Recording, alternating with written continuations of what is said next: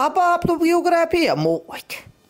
ლაშა იორამაშვილი, მიყვარს პირგაუპარსაბი სიარული, ცივი სოკი, ქალები და მანქანები. ლუკა ავოგადრო გადილია, დაბადებული ნაკლებად ცენტრალიზებულ და უფრო ნაკლებად განათებულ ქალაქ ფოთში 1999 წლის მარტის თვის ბოლოსკენ. დაბადებული ვარ 1999 წელს სეверლის შუა რიცხვებში. ვალენტინობას, აბონდი. საზოგადო მოღვაწე, მესამე თანრიგის ელექტრიკოსი, ლაშა გუშარაშვილის ამხანაგი, არტისტი, კარგი დანტისტი და უბრალოდ იუთუბერი. პროფესიით გახლავართ ქანდაკება. მოქანდაკე არა, ქანდაკება. და ძალიან კარგად ვიცი, რასაც ვლაპარაკობ. დაბადებული ვარ თიანეთში, გაზრდილი ვარ ფოთში, გარყვნილი თბილისში, კონცენტრირებული დროსტარებაზე. ვარ იუთუბერი ერთწლიანი სტაჟითა და ლიდერ სპორტის სპონსორობით. აბა საყვარელი ქალი გულითვიდა, რა სიზავდით. და შენს ოსტაცებ ქალიშვილს, ერგენ აჩაღე ამარქვა. ერთხელ სანადიროდ ყოფნისას დაჭრილი ქალი ვიპოვე. ხობერში იყო გაკვეხილი და შენაც დღობდა. 100-150 კილოგრამს იწონიდა. ჩემი ოპელი ამ ხელაწნეს ვერ გაუძლებდა, ამიტომ ზილის მოსაყვანად წავედი. და როცა დაბრუნდი, იმ ადგილს ვერ მივაგენი. ნეტავრის ნიშანი უნდა იყოს. აბა დილის რუტინისას რას გიტყვით?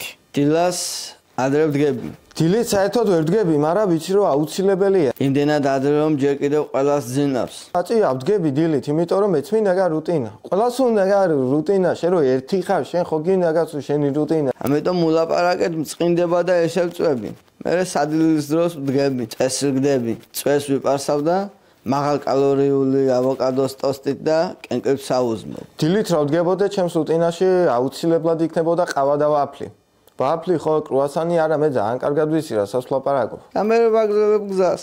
ყავა, ჩაი, კოფი, თი, იქით ან ფოფითი. აბა თქვენი სამაგიდო წიგნი რო მელია.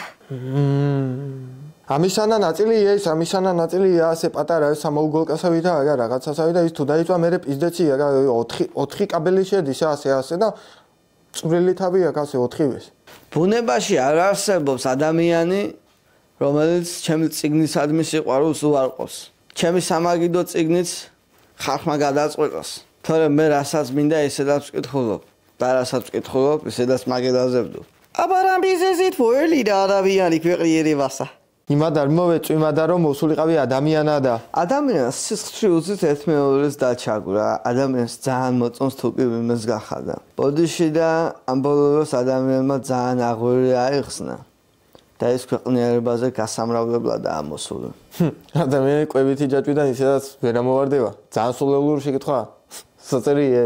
აბა ფორს მაჟორის გამკლავებისა გითხართ. ფორსაში რო აი სიდენიას რო ამოუწევს და ფანჯრიდან რო გადააგდებს იმკლეს არა რუჯა ის ზანგია. როგორც იტყვიან, წიწლებს სწორედ შემოდგომის ბოლოსკენ დაითვლიანო. ასევე კომპოტის და სხვა მოხუპული ჭრნახულებიც შემოდგომისკენ და უფრო ზამთარში კეთდება. იმიტომ ფორს მაჟორია და ზაფხულს მომზადებული უნდა შეხვდეთ. პანიკას არ უნდა აყვე, იცი უნდა გამოიყვანო, თუ შეიძლება მაგას შენ ჩაგითრიო და დაგახშოს. სასხვათა შორისად უნდა ითქვას, რომ ბერძნები ამ საქმეში ძალიან გაწაფულები იყვნენ, რაზეც ზედმიწევნით კარგად მოქმედებს მათი ისტორია და ადათი. ინტელექტუალი ხარ? აბეცი, უნდა კითხვა? რა ბეცი?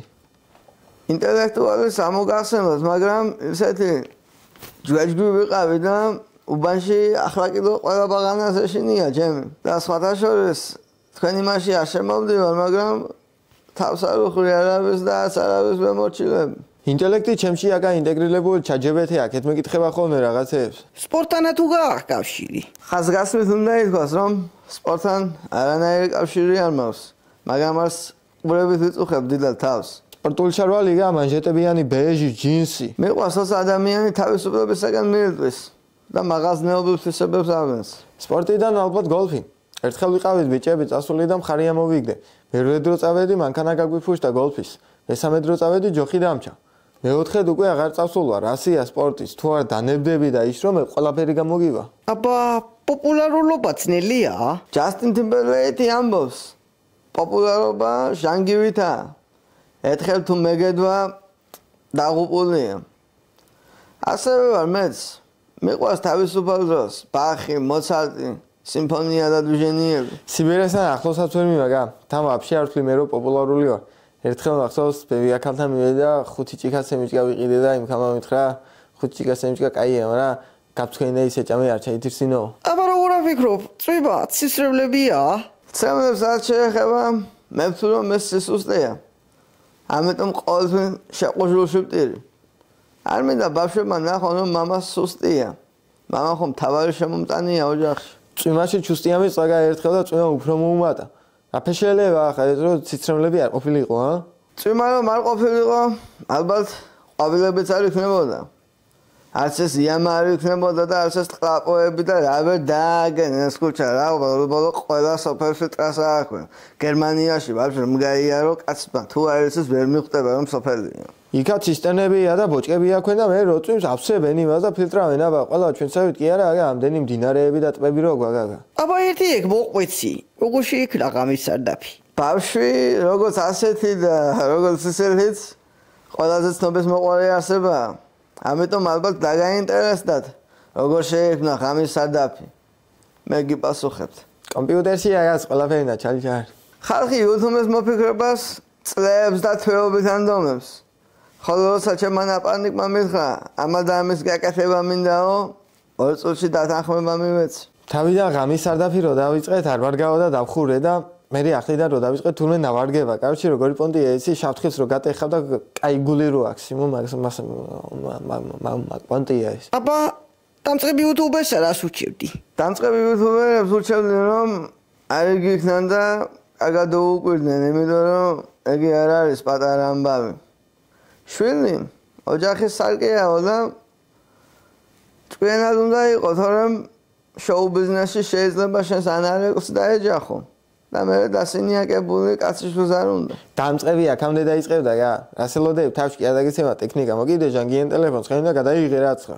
YouTube არის ტურფა, სასოდნელად ძნელი რამე, თუ გინდა რომ გამოვიდეს, შრომა უნდა მთელი ღამე.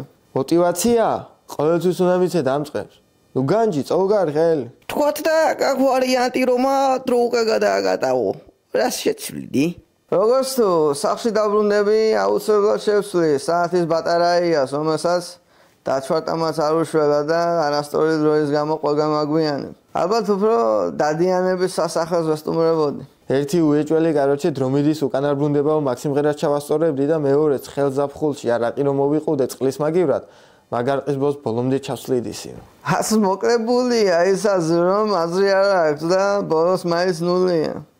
თუ კაცი ხარ და თუ კაცი ხარ, ყოველთვის უნდა იგიქნა. აბა სოფლიოს უმნიშვნელოვანესი გამოგონება თქვი. საერთოდ სოფლიოში რასაც მნიშვნელობა აქვს, ყველაფერს ჩვენ ვაძლევთ ამას მნიშვნელობას. მაგალითად ავიღოთ სიტყვა 5, ხო? სიტყვა 5 ჩვენ რო არ მიგვეცა მნიშვნელობა და რო გეთქვათ ჩვეულებრივად 5, ხო? ეს ჩვეულებრივ ბლუყუნი იქნებოდა. ერთმნიშვნელოვნად ყველაზე კარგი გამოგონება შაქარია. რომ არა შაქარი ჩვენ სულ მარილიანი ჩაი და ყავას დალევა მოგვიწევდა. და უმენი დაგვბირდავდა. ასევე უმნიშვნელოვანესი და უიშვიათესი გამოგონება არის თანადგომა, იან. რისთვისაც მადლობა ჩვენ სპონსორს ლიდესპორტს. აბა მაყურებლებს ერთი-ორი სიტყვით. მაყურებელს ვეტყოდი რომ კარგად დამაკვირდნენ და დაიმახსოვრონ რასაც ვამბობ. თქვენ ვაი და სადმე შემხდნენ და მე არ ახსოვდეთ წლის ბოლოს ნახავთ ვინ გაიცინებს. გამოვწერებს ვეტყოდი რომ გამოგვიწერეთ და რაც უფრო გამოგვიწერთ ჩვენც უფრო იმას აქვთ გაგახარებთ, გაგაცინებთ და ხარებას გილოცავთ დაგვიანების და ზარისხილაკსაც თუ ჩაურთათ ვაფშე მაგარი ვარიანტია. და რა თქმა უნდა მეგობრებო ვიდეოს დალაიქება არ დაგვავიწყდეს და კითხვები დაგვიწერეთ კომენტარების სექციაში და ჩვენ აუცილებლად ასე ავკინძავთ და პასუხებს გავცეთ ყველაფერს. მაყურებელს ვეტყოდი რომ სითბო გვიყვარხართ და მადლობა რომ ასე ძალიან გიყვარხართ და კარგად იყავით სარანგი. აბა კაცმა ხომს თქვა რომ გამოიწერე და ლაიქეო. შაუსრულოთ რა.